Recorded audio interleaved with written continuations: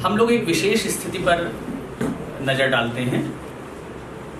मैं आशीष पाठक, जनपद बाराबंकी से लोकसभा सामान्य निर्वाचन 2024 में आप सभी को ये बताना चाहता हूं कि अगर ऐसी परिस्थिति उत्पन्न होती है कि मॉक पोल के समय अथवा एक्चुअल पोल के समय हमारी ईवीएम मशीन में कोई कंपोनेंट खराब होता है तो उसका रिप्लेसमेंट किस प्रकार से किया जाएगा, बहुत ही महत्वपूर्ण विषय है। इस पर विशेष ध्यान देकर आप लोग अगर देखेंगे तो आपको क्लियर रहेगा। सबसे पहली बात, अगर मॉक पोल के समय हमारी ईवीएम मशीन के बैलेट यूनिट, वीवीपैट या कंट्रोल यूनिट का कोई भी हिस्सा खराब होता है, उदाहरण के तौर पर अगर बैलेट यूनिट खराब होती है तो केवल बैलेट यूनिट को रिप्लेस किया जाएगा। सेक्टर मजिस्ट्रेट से नई बैलेट यूनिट प्राप्त करके लगाई जाएगी और ये खराब बैलेट यूनिट सेक्टर मजिस्ट्रेट को हैंडओवर कर दी जाएगी। इसी प्रकार से अगर वीवीपैट खराब होता है तो नया वीवीपैट सेक्टर मजिस्ट्रेट से लेकर के लगाया जाएगा और खराब वाला ये जो वीवीपैट है वो सेक्टर मजिस्ट्रेट को हैंडओवर कर दिया जाएगा। कंट्रोल यूनिट खराब होती है तो ठीक कंट्रोल यूनिट सेक्टर मजिस्ट्रेट से लेकर लगाई जाएगी और खराब कंट्रोल यूनिट सेक्टर मजिस्ट्रेट को दे दी जाएगी और नए कंपोनेंट के साथ, ठीक कंपोनेंट के साथ जो आपने लगाया है, सही कंपोनेंट के साथ मॉक पोल को आगे चलाया जाएगा। ये तरीका हमारे पास होता है मॉक पोल के समय अगर कोई मशीन खराब होती है। एक बात और, जब हम इन मॉक पोल के समय मशीनों का रिप्लेसमेंट करते हैं तो उस समय एक प्रपत्र को भरना आवश्यक होता है जो कि एनेक्सर 5 अनुलग्नक 5 का भाग 4 होता है, उसको भी हमको भरना होता है।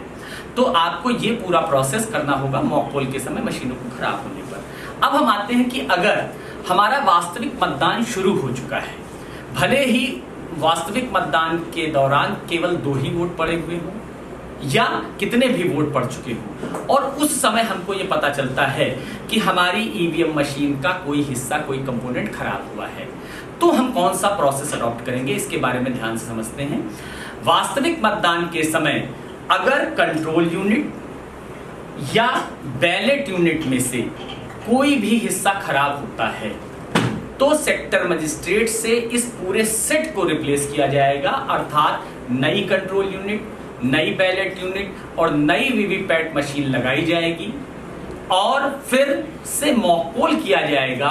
लेकिन इस बार मॉक पोल में नोटा सहित सभी प्रत्याशियों को एक एक वोट दिया जाएगा और फिर से मॉक पोल की स्लिप को निकालकर उनके पीछे मॉक पोल का स्टैंप लगा करके उसको काले लिफाफे में बंद किया जाएगा। मॉक पोल का सर्टिफिकेट दोबारा तैयार किया जाएगा जो कि अनुलग्नक 5 का भाग 1 है।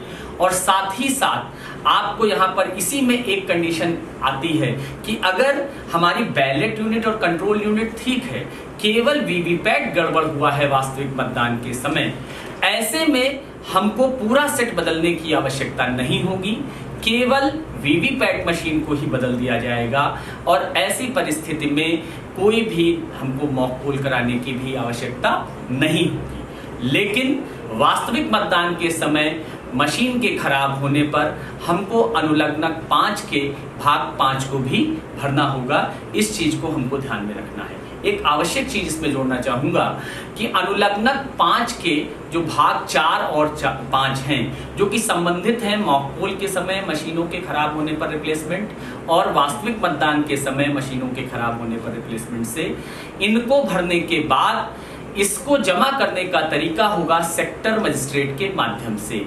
इन अनुलग्नक 5 के भाग 4 और 5 को पीठासीन अधिकारी नहीं बल्कि सेक्टर मजिस्ट्रेट के माध्यम से जमा करना होगा।